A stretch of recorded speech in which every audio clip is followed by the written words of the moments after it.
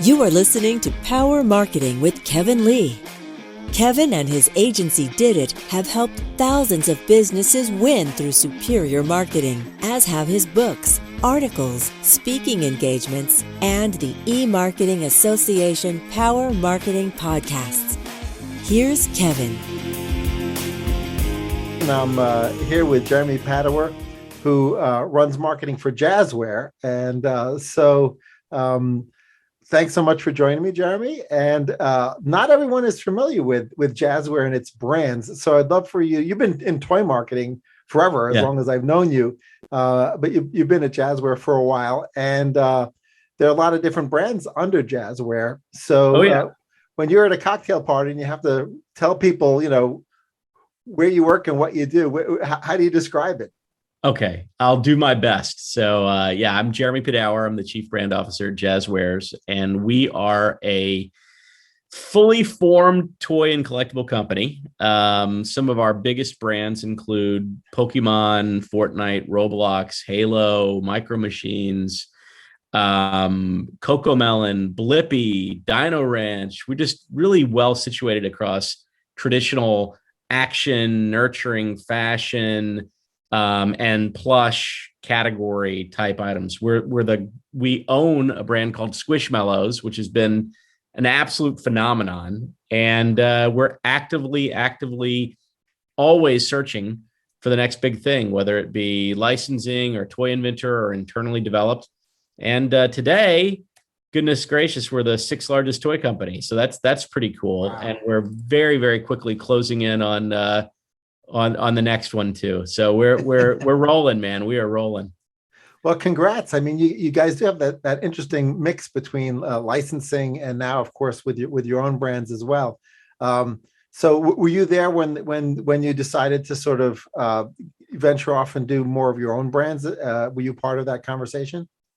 Oh yeah. No, look, when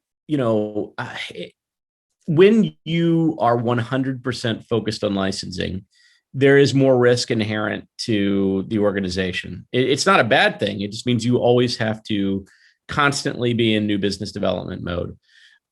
So for us, we are always of service. We love being a licensee. In fact, being a licensee is the heart and soul of so much of what we do. But pairing it with brands that we own, and Squishmallows is a great example of that, gives you more stability longer term. And the good news is the relationships we have with our licensors are very, very long term and stable. And that's one of the reasons why we're so attractive as an organization, because we have such a proven track record in that regard. But it's nice to have a bit of a balance too. Yeah, that's great. One of the things I think perhaps you guys were more leaders in than anything is you guys really bridge the physical and digital world together, right? More than many of the other brands, and a lot of your licensees are sort of were digital first, right? And you actually turned them into physical, or you helped the licensor turn them into a physical product. So, how does that change your marketing strategy? Because obviously, people may still really only realize that there's a digital version of the brand, and they may suddenly become aware of the physical version. Yeah, listen, it's been. I'd love to say that everything is totally strategic and stroke of genius. But the truth is, when you are a smaller toy company, and 10 years ago, Jazwares and the collective companies that ultimately Jazwares acquired to be what it is today, we were all early stage. We were smaller. And so when you are in that role, in that position, you have to be super savvy and very much on trend, because the Disney, who we have an amazing relationship with today, Universal, Warner Brothers, Nickelodeon, all of them today we do, but they're more focused on a traditional, like, here's the 5 or 6 companies we go to for the big brands. So as a smaller organization, you really have to be on top of it. Where we all went was gaming, social media oriented opportunities. And it just so happened to be that those were 2 areas that absolutely took over the universe. So yeah, I mean, look, gaming with things like Pokemon and Roblox and Fortnite, Halo, and social media oriented things with Cocomelon and Blippi. I mean, goodness, look what Coco Melon's done in the last few years. Yeah. And it was just not on anybody's radar when we had the opportunity to go and pick it up. So what I would say is, you can be a very successful creator, licensee, and you can also look where other people are not looking. And both of those ways are perfectly acceptable and meaningful ways to find your way into the top 10 toy companies. That's really cool. You brought to mind a follow-up question, which is that, down the hall from you, if you're in the office, are the biz dev team, right? And so they have to sort of make the decision, at what point do we feel like we have an up-and-comer that we should be out there pitching, right? And so, Yeah. like, how does that go through their mind? Like, do they feel like they can, to some extent, be pretty good at predicting, like, who's going to be the next one that you should be signing the deal with now to sort of get in there early and help them grow? Yeah, I mean, the good news is the way we're aligned, being in the role that I'm in, we're all lockstep together. So there's not really a division of responsibilities or duties as much as that we're all in lockstep. That's the reason why you have somebody in a chief brand role, so that we make decisions and we're not fragmented. A fragmented company is in trouble when you have to make quick decisions. The longer you take to act, the more chance there is for another more adept and sure-footed and fast, quick company steps in. So, we'll never be in a position where we have misalignments the way we're structured. Cool. The one thing that also has also really taken off in the last few years is sort of this world of influencers, right? Yeah. And so that I think sort of impinges in your ecosystem two ways. Is, to some extent, your brands are influencers themselves, right? Yeah, and for sure. and from the other perspective, as part of your marketing activities, you may be thinking about influencers and where do they fit in collaboration with the licensors. Absolutely. How do you approach the whole influencer market? So the influencer market is interesting because there are a few influencers that in and of themselves could make for good consumer products. And then there are other influencers that you utilize as a promotional or marketing tool, depending on what area you're going into. But interestingly enough, maybe the most powerful way that I've found influencers to be valuable is in the organic support that you get from them, not even the paid stuff. We've had in the last 6 months, we've had, Kim Kardashian, we've had Charli D'Amelio, we've had Lady Gaga, all engaging on their social media platforms, all organically with Squishmallows. It's hard to beat that, the power that they have. And paid influence is also very valuable because you're essentially have someone who at their fingertips have millions of individuals that are interested and persuaded by what they have to say. And so that's also a great way to go about it.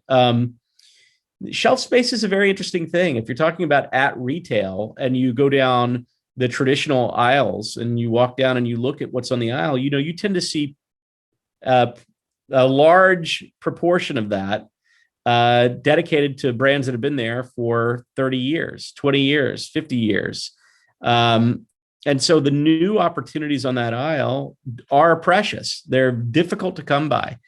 And the sheer number of influencers and the sheer fragmentation of the space makes it to where, back in the day, we used to say it's like, you pass on 98 things and you say yes on 2. And now it might be you pass on 498 things before you say yes to 2. That's what fragmentation does. But you have to know what to say yes to. Mm-hmm. And that is the nuance of the business we're in. So influencers could make for great on-shelf opportunities. Brands can make for great on-shelf opportunities, but it really takes someone who's discerning and systematically discerning about the way they go about taking those risks. So one thing I hear a lot from marketers that I talk to who are sort of looking to experiment more with the influencer market is the idea of sort of grading the influencer brand relationship with regards to authenticity. So do you have any secrets with regards to that? Because obviously you're in a passion category, right? So Yeah. you really do want to have authenticity of the influencer. If it sort of doesn't pass the smell test, Oh, for sure. it's not going to fly. No question. Especially if we're going to be paying someone to be a part of something, it absolutely has to be right up their wheelhouse. Like if we're going to go and do something with like AEW, the wrestling brand, where there's a large adult oriented, I would say, intended recipient, a consumer, Mhm. they are very discerning themselves Right. about who's associated with this brand. So you want to make sure you choose very, very wisely. And you're right. I mean, that is the mindset. I would rather, and I think we as an organization would rather have micro influencers who are super persuasive versus the larger influencers that kind of they're just known for being persuasive across the board. So it seems like authenticity might even trump scale, right? Authenticity always trumps scale with the adult consumer. Mm-hmm. With kids, scale is sometimes important because kids are much more open to the concept of, hey, take a look at this. What do you think? That's the reason why there's so many protections for children, right? Adults have to protect children. That is our job, period. Yeah. Whether it's a TV commercial, whether it's influencer, whatever it is, there's a reason for that. Adults can protect themselves. So if I put out some particular communication, or we put out as an organization a communication from an influencer that's off the mark to adults, meaning that we chose the wrong person for this particular category. Oh goodness, do you hear it? And it's deservedly so. Kids need the adult protection. They need that layer. So it does make total sense to me. Absolutely. So you've got both, new brands that you're partnering with, but also you've got launches of new products under a brand. And I'd love to hear a little bit about how you think about the choreography of that. And, do you sort of choreograph it the same way that an artist or record company would choreograph a new album release? Or like, how do you think that through? No, that's a really, I love that analogy. I've heard it described like hedge fund management. I've heard it described like a slate of content. But really, the best way to put it is this. There's a dance that occurs between brand and design where you're working together and you're essentially developing a line architecture that hits play patterns, that hits promoted play patterns and unpromoted, that hits price points. This architecture could go from $5 dollar store items or $3 dollar store items or $1 dollar items all the way up to some significant $1,000 collector drops and events. You have to do it by the area or the type of retailer that you may be selling into, that particular channel, whether it be value or grocery drug or big box. It is essentially the brand people need to, direct and conduct the orchestra of whatever this line architecture is, understanding the needs and the desires of the consumers across all price points. And design works side by side with brand to make that vision come to life with great design, high quality development. And then, of course, you have project management and costing and sourcing, and you have the packaging team who does a tremendous job just across the board, not to mention people that are on the operational side, the finance side, the accounting side. But it's an enormous symphony. On the product side, it tends to be a little bit more pared down in terms of who's dealing with it. But it always starts with a really solid line architecture. Some people call it slots and rationalizations. Some people call it a line architecture. Whatever it may be, you also have to plug it into a financial document called a P&L to make sure that everything that you're doing makes sense on the macro scale. Okay, then once that's all done, right, and the products, in the ships on its way out of the factory and heading to the warehouse, right? Now, obviously, the marketing plan also needs to have its own choreography. does that lead you to have sort of certain preferences from either a platform or marketing channel perspective that you really love for a new launch, like the marketing mix model, basically? Like, what is that marketing mix once you get to that part of the choreography? It all depends on the brand, and it all depends on the targeted market. So if you are reaching out to kids, you are still leveraging things like TV. You're still leveraging streaming platforms. You're leveraging ways to make sure that whatever that demonstrable feature is able to be demonstrated appropriately and properly. Adults have a different mix. I mean, doing a TV commercial is extraordinarily expensive, especially if it's with an adult target. So you tend to get a lot more micro in terms of how you reach out and where you go. And that's where the influencer community does come in handy. That's where Facebook groups and Instagram and TikTok and all of these other things do come in handy. Not to mention the fact that 20 years ago when I was in business school, one of the things that I learned was that, there's often times where you don't advertise at all. You don't market at all because something sells itself because of the underlying content or the licensing partnerships that you have, or the price point, or the nature of the item. And so the good thing about being, one of the most solid elements of a marketer or a brand individual, whoever that may be, is that knowing when and when not to advertise. That's actually quite possibly one of the most important elements of the job, is not advertising. That actually leads me into my next question perfectly, because collectibles is part of the many of the brands that you guys have, and part of collectibles is actually the concept of scarcity. And then when I think about scarcity and the sort of new version of scarcity, I can't help but end up at NFTs, right? Because they're built on this idea of scarcity and collectibility. So how are you guys approaching that entirely new layer of collectibility and scarcity with NFTs? Well, there's an old saying, marketer, market thyself. I never really fully understood what that meant, but I will say I have a sense as to what it means. And I think what it means is you better be part of the ecosystem, whatever it is that you're working on. So if you're selling Dinty Moore beef stew, you better really know a little bit about corn and potatoes and turkey and all the stuff that goes into it, and why people want to eat that and what they're interested in. But when you're talking about a digital platform like an NFT program, the first thing you have to do is demystify it and recognize that it's just the simple laws of economics. You have something that has supply, demand, and scarcity, like you just said. And you always avoid over shipping demand, always, no matter what it is.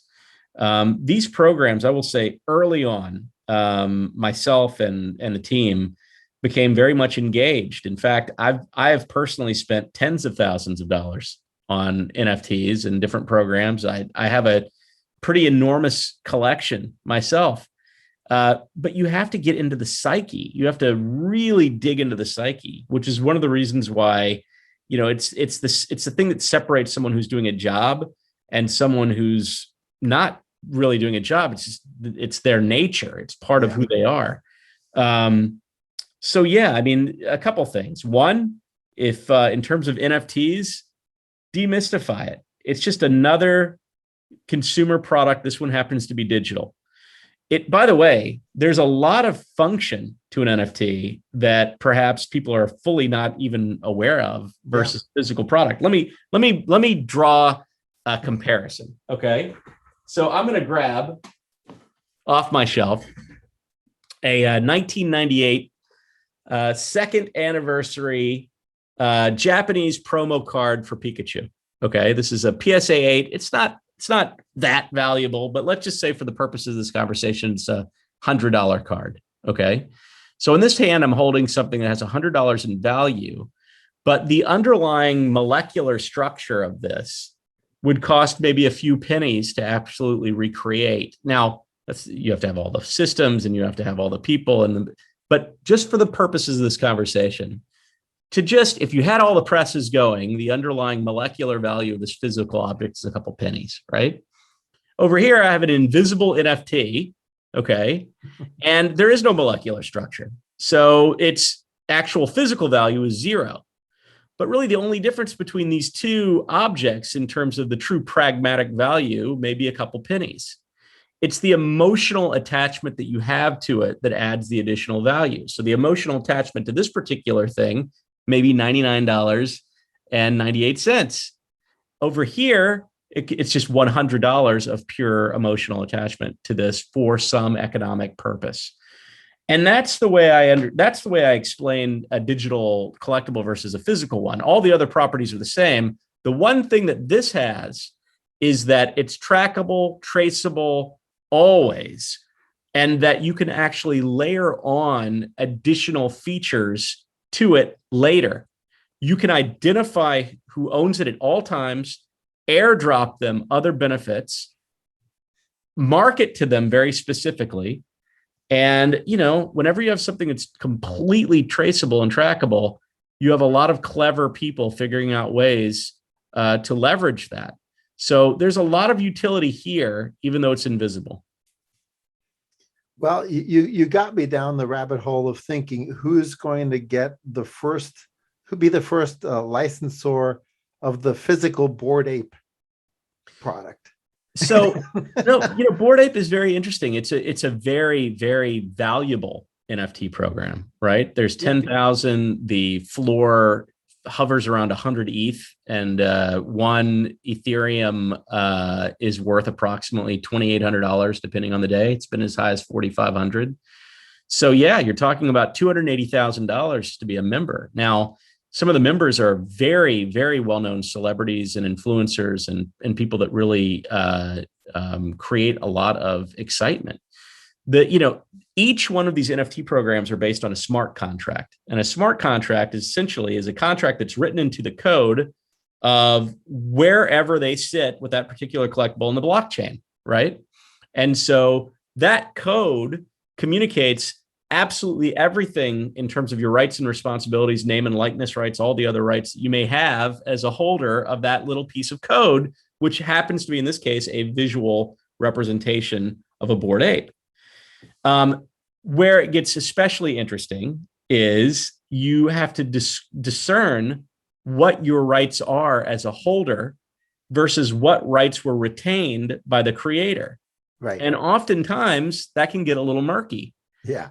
Bored Ape Yacht Club, my understanding, and I may be wrong, but it's just my understanding, does not grant name and likeness rights. I believe they grant likeness rights, but I think they retain Bored Ape Yacht Club.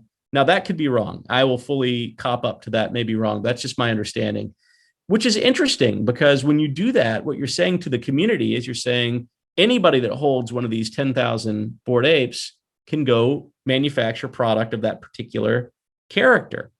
Again, my current understanding.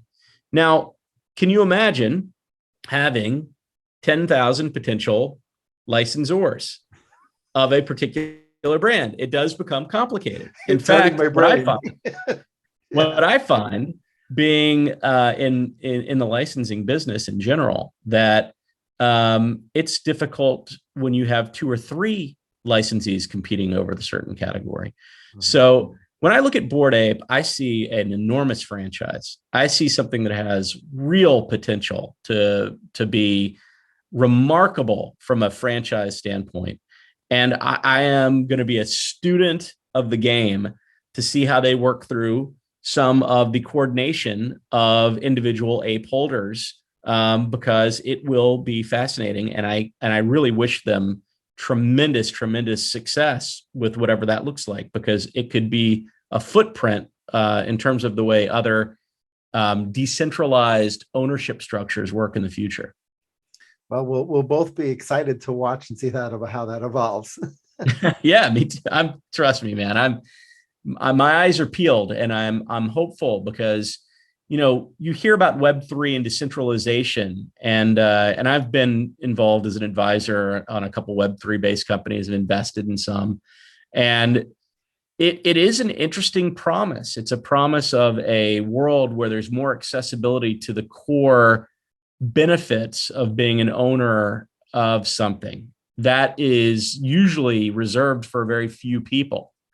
Anything that allows the masses to be empowered financially or otherwise is a good thing in my book.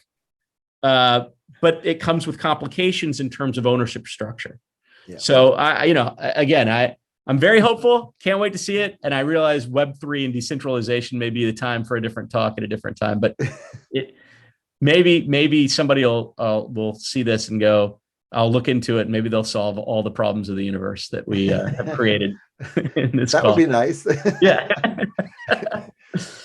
So I'd love to come back to sort of how the marketing ecosystem has changed with regards to when we used to think about spokespeople, right? Spokespeople have been around for brands for a long, long time. They used to be celebrities, and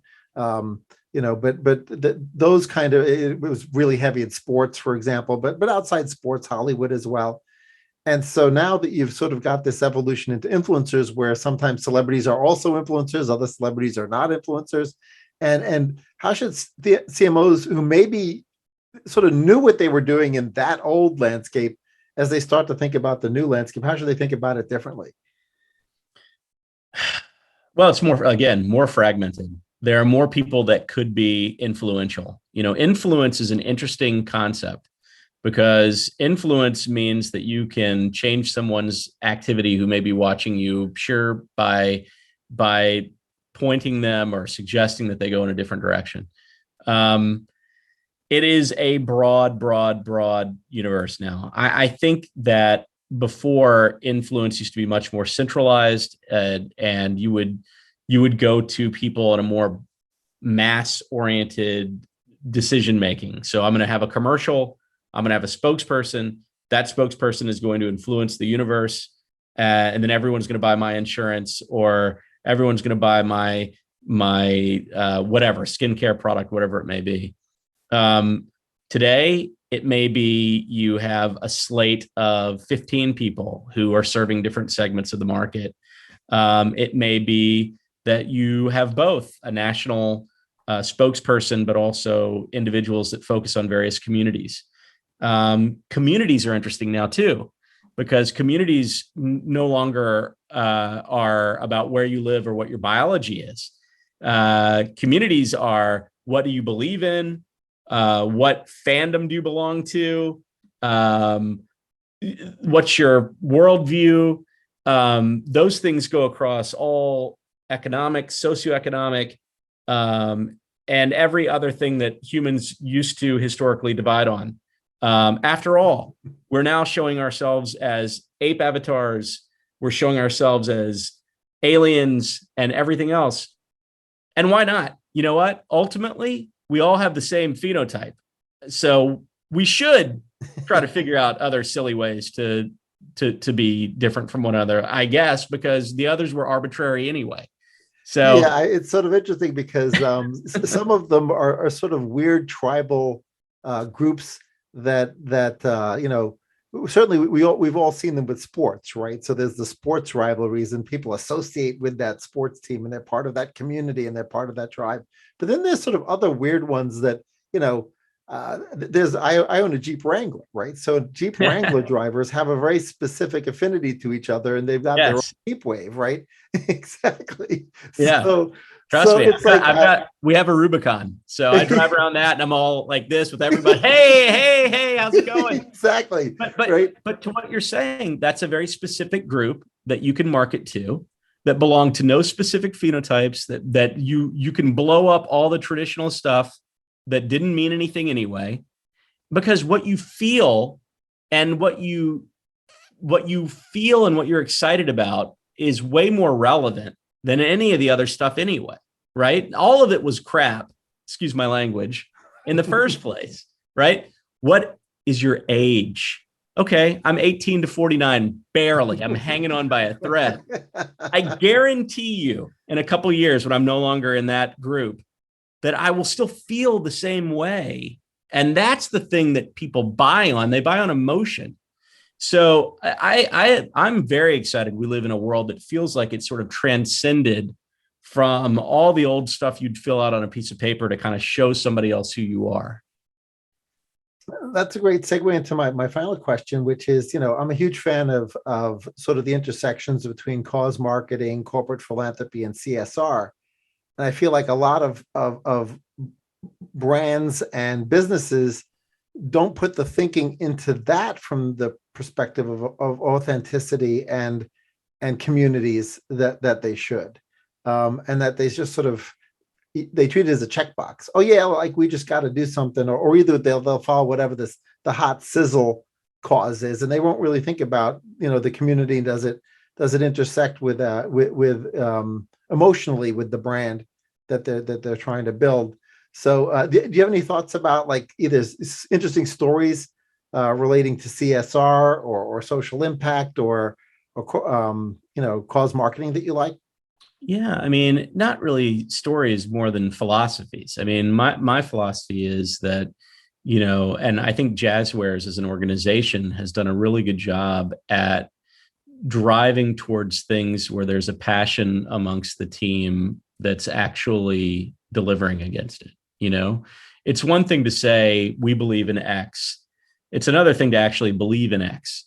And I think that there are plenty of opportunities out there today that didn't exist prior, to where you can really give people a broad slate of things that they can get behind. So as an organization, we're very active across many number of areas that can really use our influence, help, toys, whatever it may be, money. But it's generally driven by small groups of people within the organization that have a strong feeling towards it. That's where it's at. That's where everything is going.